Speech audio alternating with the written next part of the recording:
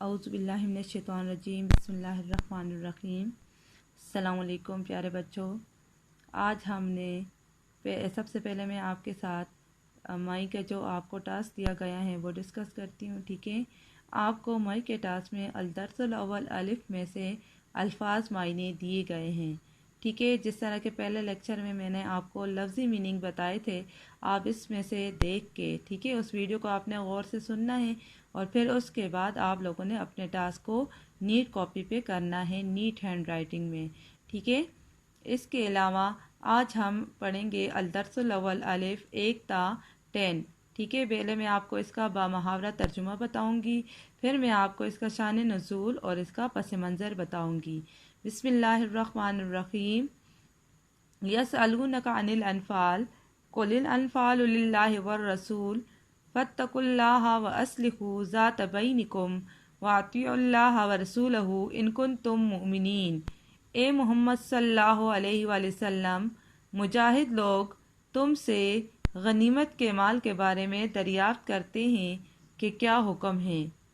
کہہ دو کہ غنیمت اللہ اور اس کے رسول صلی اللہ علیہ وآلہ وسلم کا مال ہے، تو اللہ سے ڈرو اور آپس میں صلح رکھو، اور اگر ایمان رکھتے ہو تو اللہ اور اس کے رسول کے حکم پر چلو۔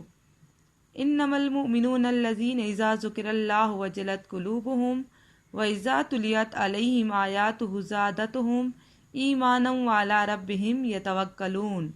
مومن تو وہ ہیں کہ جب اللہ کا ذکر کیا جاتا ہے تو ان کے دل ڈر جاتے ہیں، اور جب انہیں اس کی آیتیں پڑھ کر سنائی جاتی ہیں تو ان کا ایمان اور بڑھ جاتا ہے، اور وہ اپنے پروردگار پر بھروسہ رکھتے ہیں، اور وہ جو نماز پڑھتے ہیں اور جو مال ہم نے ان کو دیا ہے اس میں سے نیک کاموں میں خرچ کرتے ہیں۔ اولئک ھم المؤمنون حقا لہم درجات عند ربہم ومغفرۃ ورزق کریم۔ یہی سچے مومن ہیں اور ان کے لیے پروردگار کے ہاں بڑے بڑے درجے اور بخشش اور عزت کی روزی ہیں۔ اس آیات کا شان نزول میں آپ کو بتاتی ہوں، ٹھیک ہے۔ سورۃ الانفال کا شان نزول، غزوہ بدر جو کفر اسلام کا پہلا معرکہ تھا، اس میں جب مسلمانوں کو فتح حاصل ہوئی اور کچھ مال غنیمت ہاتھ آیا تو صحابہ کرام رضی اللہ تعالیٰ عنہ کے درمیان اس کی تقسیم میں اختلاف پیدا ہو گیا اور وہ آپس میں جھگڑنے لگے، کیونکہ جن لوگوں نے مال غنیمت جمع کیا تھا وہ کہنے لگے کہ یہ مال ہم نے جمع کیا ہے، اس لیے اس میں ہمارے سوا کسی کا حصہ نہیں۔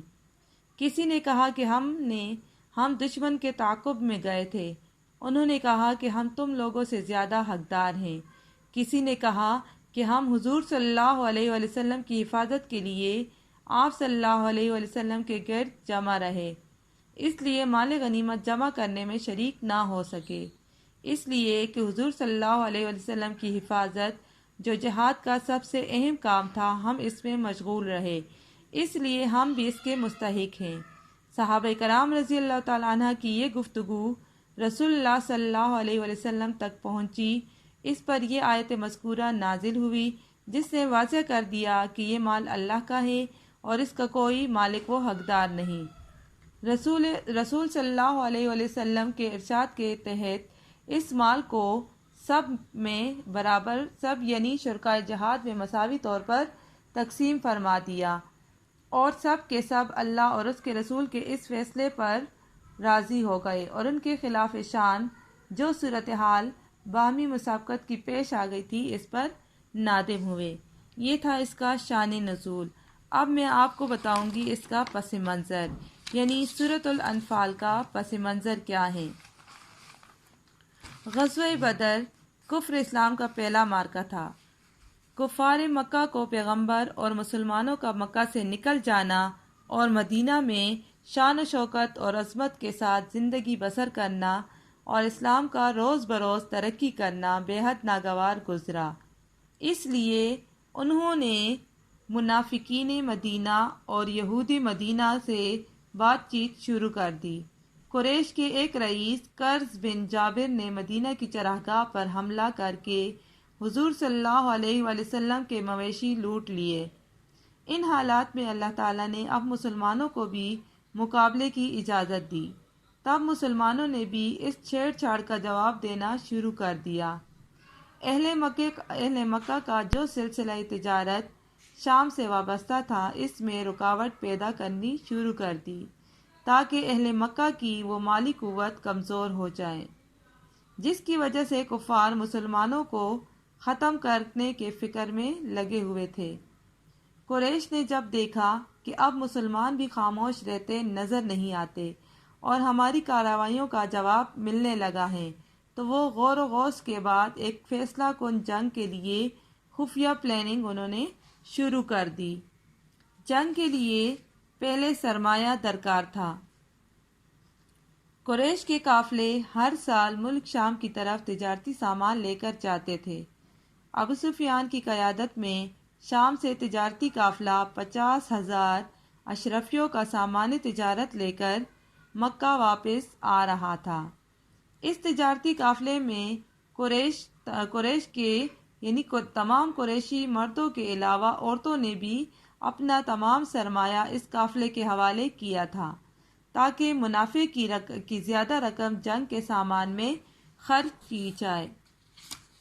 یعنی ان کے پاس جو کچھ تھا انہوں نے اس قافلے میں لگا دیا، یعنی تجارت میں دے دیا، تاکہ اس سے جو پیسے ان کو ملے اس کو جنگ کی تیاری کے لیے استعمال کریں۔ مکہ سے جو قافلے شام کی جانب جاتے تھے، مدینہ ان کی راہ میں تھا۔ جب رسول اللہ صلی اللہ علیہ وآلہ وسلم کو سفر شام سے اس قافلے کی واپسی کی اطلاع ملی تو آپ صلی اللہ علیہ وآلہ وسلم نے رائے دی کہ اس وقت تک اس قافلے کا مقابلہ کر کے قریش کی طاقت توڑ دینے کا موقع تھا۔ دوسری طرف ابو سفیان کے جاسوسوں نے اسے پہلے سے خبر دی کہ اس طرح حضور صلی اللہ علیہ وآلہ وسلم اور مسلمانوں کے ساتھ ان کے قافلے کے انتظار میں ہیں۔ حضور صلی اللہ علیہ وسلم مسلمانوں کے ساتھ ان کے قافلے کے انتظار میں ہیں۔ ابو سفیان نے ایک شخص کو تیار کیا جو جلد سے جلد مکہ مکرمہ میں خبر پہنچا دے کہ ان کے قافلے کو صحابہ کرام رضی اللہ تعالیٰ عنہ سے خطرہ لاحق ہے۔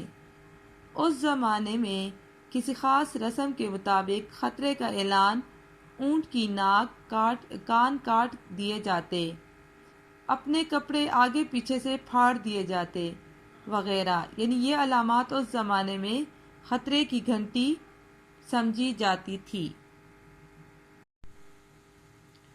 قریش مکہ کو جب اس کی اطلاع ملی تو ابو جہل نے 1000 کا لشکر تیار کیا، جن کے ساتھ بھاری سامان جنگ بھی تھا۔ مسلمانوں کو ختم کرنے کے لیے مکہ سے روانہ ہوئے۔ ابو سفیان کا قافلہ ساحلی راستے سے خیر خیریت کے ساتھ مکہ پہنچ گیا۔ فوج روانہ ہو چکی تھی۔ ابو سفیان نے قاصد دوڑایا کہ ہم واپس پہنچ گئے ہیں، لہٰذا واپس آ جاؤ، لیکن ابو جہل نہ مانا اور کہا کہ اب نکلے ہیں تو مسلمانوں کو ختم کر کے ہی جائیں گے۔ حضور صلی اللہ علیہ وآلہ وسلم کو بذریعہ وحی اطلاع ملی کہ اس طرح کفار کے 1000 کا لشکر حملہ آور ہونے والا ہے، تو آپ صلی اللہ علیہ وآلہ وسلم نے 313 مسلمانوں کو لے کر مدینہ سے نکلے۔ بدر مدینہ سے 80 میل کے فاصلے پر ایک میدان ہے جہاں پر اہل عرب کا سالانہ میلہ لگا کرتا تھا۔ قریش نے وہاں پہلے پہنچ کر ان مقامات پر قبضہ کر لیا جو جنگی نقطہ نظر سے زیادہ اہم تھے۔ کفار نے جس طرح پڑاؤ کیا وہاں میدان تھا، اور جس طرف مسلمانوں نے پڑاؤ کیا وہاں ریت ہی ریت تھی۔ جس صبح جنگ ہونے والی تھی اس رات بارش ہو گئی۔ جس طرف کفار نے پڑاؤ کیا تھا وہاں کیچڑ بن گیا، اور جس طرف مسلمانوں نے قبضہ کیا تھا وہاں بارش ہو جانے سے ریت جم گئی، اور مسلمانوں نے پینے کے لیے پانی جمع کیا اور غسل کر کے اپنے جسموں کو پاک کر لیا۔ بارش کے ہونے سے کفار ساری رات بے چین رہے، جبکہ دوسری طرف مسلمان آرام و سکون سے سوئے ہوئے تھے۔ صبح حضور صلی اللہ علیہ وآلہ وسلم نے فوج کو ترتیب دے کر حضور صلی اللہ علیہ وآلہ وسلم نے دعا فرمائی، اے اللہ، تو نے مجھ سے جو وعدہ کیا ہے اسے پورا کر۔ اگر آج تیرے یہ چند بندے مٹ گئے تو پھر قیامت تک کوئی تیرا نام لینے والا نہیں ہوگا۔ کفار کی تعداد مسلمانوں سے 3 گنا زیادہ تھی، لیکن پھر بھی اس جنگ میں مسلمانوں کو جیت ہو گئی۔ اب جیسے کہ پہلی آیت میں مال غنیمت کا ذکر ہے، یسألونک عن الانفال قل الانفال للہ والرسول، یعنی آپ سے مجاہد لوگ آپ سے مال غنیمت کے بارے میں پوچھتے ہیں۔ میں آپ کو بتاتی ہوں مال غنیمت کیا ہے۔ ٹھیک ہے، مال غنیمت کی تعریف ہے، مجاہدین جنگ کے بعد کفار کا جو مال قبضہ کر لیتے ہیں اسے مال غنیمت کہتے ہیں۔ اب مال غنیمت کی تقسیم، ٹھیک ہے، مال غنیمت کی تقسیم انشاءاللہ اس درس میں آپ تفصیل سے پڑھیں گے۔ اسی سورہ انفال میں ہے، ارشاد فرمایا ہے اللہ تعالیٰ نے، وَاعْلَمُوا أَنَّمَا غَنِمْتُم مِّن شَيْءٍ فَإِنَّ لِلَّهِ خُمُسَهُ وَلِلرَّسُولِ وَلِذِي الْقُرْبَى وَالْيَتَامَى وَالْمَسَاكِينِ وَابْنِ السَّبِيلِ، یعنی جان رکھو کہ مال غنیمت جو ہے اس میں سے 5واں حصہ اللہ اور اس کے رسول کا ہے، ٹھیک ہے، قریبی رشتہ داروں کا ہے، یتیموں کا، مسکینوں کا اور مسافروں کا۔ اس طرح ایک ہے مال غنیمت اور دوسرا ہے مال فی۔ مال فی یعنی وہ مال جو بغیر لڑائی کے مسلمانوں کے قبضے میں آ جائیں، تو اس کے لیے یہ حکم ہے کہ حاکم وقت یعنی وقت کا جو حکمران ہے اس کو بیت المال میں جمع کرے گا اور اسے عوام کی فلاح و بہبود کے لیے استعمال کیا جائے گا۔ یعنی مال فی جو ہیں جو بغیر جنگ کے مسلمانوں کو ملے گا تو اس کے بارے میں یہ حکم ہے کہ وہ بیت المال میں جمع کیا جائے گا اور اس کو عوام کی فلاح و بہبود کے لیے استعمال کیا جائے گا، جبکہ مال غنیمت یعنی جو لڑائی کر کے مسلمانوں کو مال ملے گا اس کے 5 حصے کیے جائیں گے۔ اب 4 حصے جو ہیں وہ مجاہدین میں تقسیم کیے جائیں گے، یعنی جنہوں نے جہاد میں حصہ لیا ان میں برابر تقسیم کیے جائیں گے۔ اب جو بندہ اپنی سواری لے کر جہاد میں شرکت کرے گا اس کو 2 حصے ملیں گے، ایک اس کی سواری کا اور ایک اس کا، اور جو پیدل گیا ہے اس کو 1 حصہ ملے گا، یعنی ایک ہی حصہ، کیونکہ اس کے پاس کوئی سواری نہیں تھی۔ اسی طرح جو 5واں حصہ ہوگا یعنی جو اللہ اور اس کے رسول کا حصہ ہوگا وہ حضور پاک صلی اللہ علیہ وسلم اس کے مزید 5 حصے کریں گے، اور 5 حصے کس طرح کریں گے؟ ایک حصہ اللہ اور اس کے رسول کا ہوگا، ایک حصہ قریبی رشتہ داروں کا، ایک یتیموں کا، ایک مسکینوں کا اور ایک مسافروں کا ہوگا۔ ٹھیک ہے، یہ حضور پاک صلی اللہ علیہ وآلہ وسلم اپنی مرضی سے اس کے 5 حصے کریں گے۔ پھر اس میں انما المؤمنون الذین اذا ذکر اللہ وجلت قلوبہم وَإِذَا تُلِيَتْ عَلَيْهِمْ آيَاتُهُ زَادَتْهُمْ إِيمَانًا وَعَلَىٰ رَبِّهِمْ يَتَوَكَّلُونَ۔ اب یہاں مومنوں کی صفات بیان کی جا رہی ہیں۔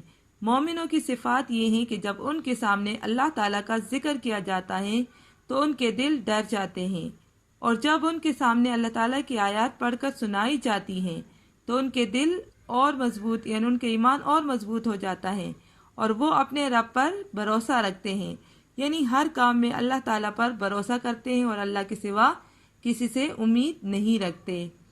الذین یقیمون الصلاۃ ومما رزقناہم ینفقون۔ اب اور تعریف ہے مومنوں کی کہ مومن وہ ہیں جو نماز قائم کرتے ہیں اور اس مال میں سے جو رزق دیا ہم نے ان کو خرچ کرتے ہیں۔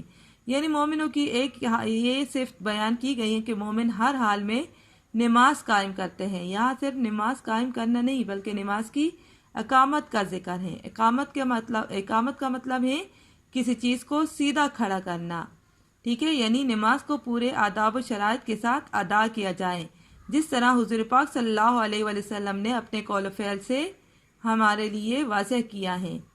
ایک اور صفت ہے کہ جو مال ان کو اللہ تعالیٰ نے دیا ہے وہ اس میں سے خرچ کرتے ہیں، یعنی اس میں سے زکوٰۃ، خیرات اور صدقات دیتے ہیں۔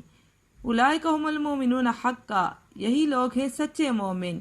کون سے لوگ؟ یعنی جو اللہ سے ڈرتے ہیں، جب ان کے سامنے اللہ کی آیات پڑھ کر سنائی جاتی ہے تو ان کا ایمان اور مضبوط ہو جاتا ہے، وہ اپنے رب پر بھروسہ رکھتے ہیں، جو نماز قائم کرتے ہیں اور اس مال اور زکوٰۃ وغیرہ ادا کرتے ہیں۔ تو اللہ تعالیٰ فرماتے ہیں کہ یہی لوگ سچے مومن ہیں۔ ان کے لیے لہم درجات عند ربہم ومغفرۃ ورزق کریم، ان کے لیے اپنے پروردگار کے ہاں بڑے بڑے درجے ہیں اور بخشش اور عزت کی روزی ہے۔